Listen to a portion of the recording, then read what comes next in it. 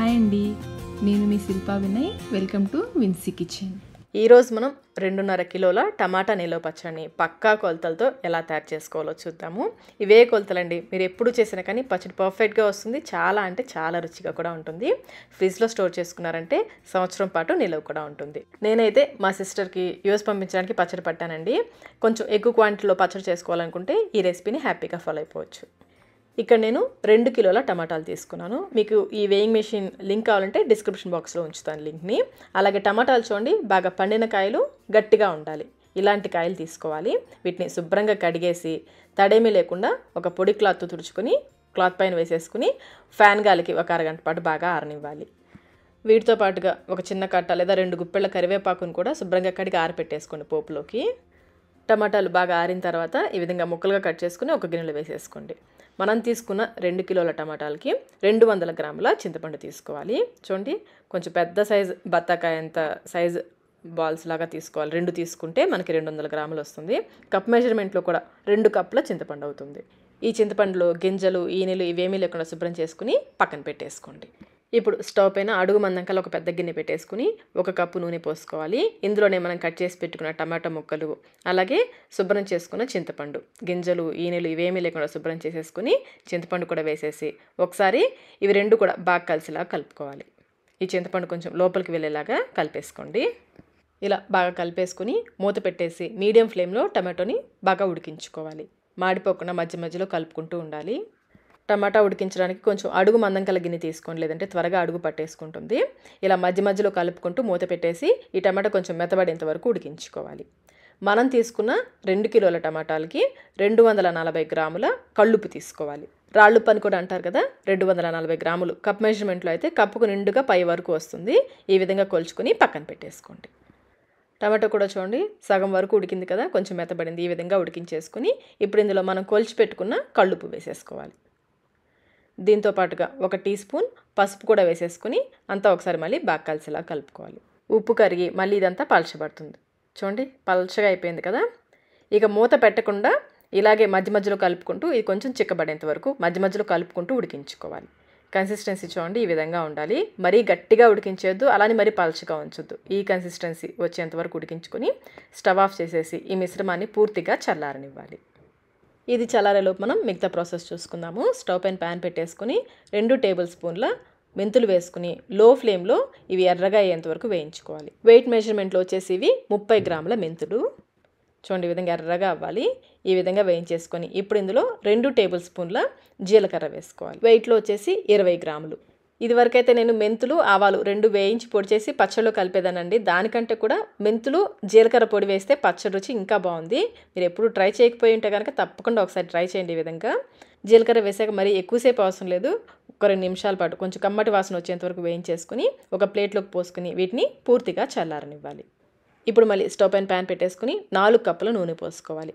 మొత్తం మనకి పచ్చడి మొత్తానికి 5 కప్పుల నూనె పడుతుంది. మనం టమాటాలు వేయించేటప్పుడు 1 కప్పు పోసాం కదా, మొత్తం 5 కప్పులు కలిపి అటు ఇటుగా 1 లీటర్ ఉంటుంది.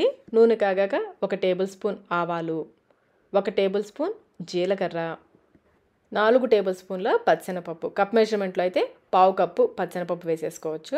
అలాగే 4 టేబుల్ స్పూన్ల మినపప్పు, మినపగుళ్ళు కానీ మినపప్పు కానీ ఇది కూడా ఒక 1/2 కప్పు వరకు వేసేసుకోవచ్చు. మీడియం ఫ్లేమ్లో ఈ పోపు బాగా ఎర్రగా అయ్యేంత వరకు వేయించుకోవాలి.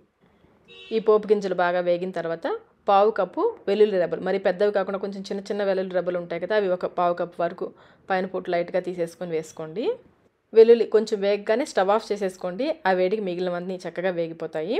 ఇప్పుడు ఇందులో 15 వరకు ఎండుమిర్చిని తుంపి వేసేసుకోండి. స్టవ్ ఆఫ్ చేశాకనే ఎండుమిర్చి వేసుకోండి, లేదంటే మరి మాడినట్లుగా అయిపోతాయి. ఎండుమిర్చి వేసాక ఒకసారి కలిపేసుకుని 1 టీ స్పూన్ ఇంగు కూడా వేసుకోవాలి. ఇంగు వేసాక మళ్ళీ ఒకసారి కలిపేసుకొని మనం కడిగి పెట్టుకున్న కరివేపాకు ఉంది కదా, కడిగి ఆరపెట్టుకున్న కరివేపాకు 2 గుప్పెళ్ళు వేసుకోవాలి.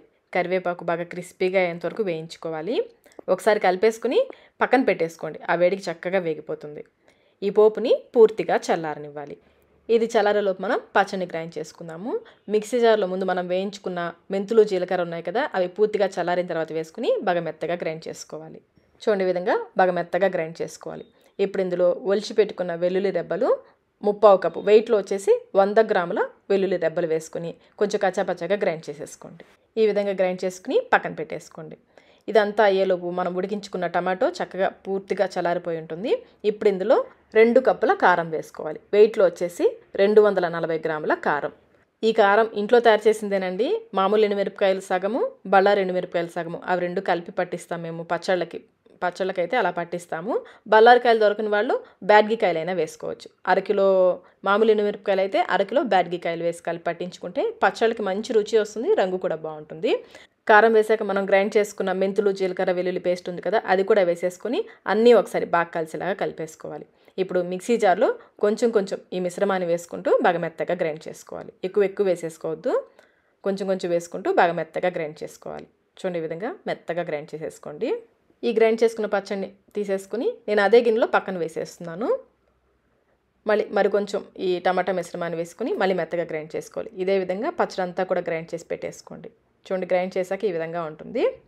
ఇలా గ్రైండ్ చేసుకుని ఇప్పుడు దీన్ని పూర్తిగా చల్లారిన పోపులోకి వేసేసుకోవాలి.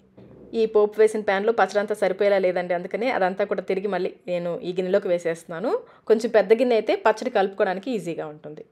అంతా వేసేసుకుని ఈ పోపులో పచ్చడి అంతా కూడా బాగా కలిసేలాగా కలుపుకోవాలి. మీకు ముందు నూనె బాగా ఎక్కువగా ఉంది అనిపిస్తుందండి, కలిపే కొద్దీ ఈ నూనె అంతా కూడా పచ్చడి చక్కగా పీల్చేసుకుంటుంది. పచ్చడి అంతా బాగా కలిపిన తర్వాత ఒకసారి టేస్ట్ చెక్ చేసుకొని మీకు సాల్ట్ ఏమైనా తగ్గితే సాల్ట్ వేసుకోండి. టేబుల్ సాల్ట్ వేసి కలుపుకోండి. కల్లుప్పు వేస్తే కలవదు, సాల్ట్ వేసి కావాల్సినంత వేసి కలుపుకోవచ్చు. నాకైతే అన్నీ కరెక్ట్గా సరిపోయాయి. అలాగే ఆయిల్ కూడా చూడండి, అస్సలు ఎక్కువేమీ అవ్వలేదు, అంతా కూడా చక్కగా కలిసిపోయింది కదా. ఈ విధంగా బాగా కలిపేసుకుని గ్లాస్ జార్స్లో కానీ జాడీలో కానీ పెట్టేసుకోవాలి. తడి తగలకుండా చూసుకుంటే పచ్చడి ఫ్రిడ్జ్లో పెడితే మనకి 1 ఇయర్ పాటు నిలువ ఉంటుంది. అన్నంలోకి, టిఫిన్స్లో కూడా చాలా బాగుంటుంది. అంతేనండి, టమాటా నిలువ పచ్చడి రెడీ అయిపోయింది. నేను తీసుకున్న 2 కిలోల టమాటాలకి నాకు 2.5 కిలోల పచ్చడి అయింది. పచ్చడి అయితే గుమగుమలాడిపోతుందండి, ఎప్పుడెప్పుడు అన్నంలో వేసేసుకొని తినేయాలా అనిపిస్తుంది. మరి ఈ కొలతలో మీరు కూడా ఒకసారి తప్పకుండా ట్రై చేయండి. ట్రై చేసి మీకు టేస్ట్ ఎలా అనిపించిందో మాకు కమెంట్ రూపంలో తెలియచేయండి. వీడియో నచ్చినట్లయితే లైక్ చేయండి, మీ ఫ్రెండ్స్కి, ఫ్యామిలీ మెంబర్స్కి షేర్ చేయండి. మన ఛానల్ని ఫస్ట్ టైం చూస్తున్నట్లయితే సబ్స్క్రైబ్ కూడా చేసుకోండి.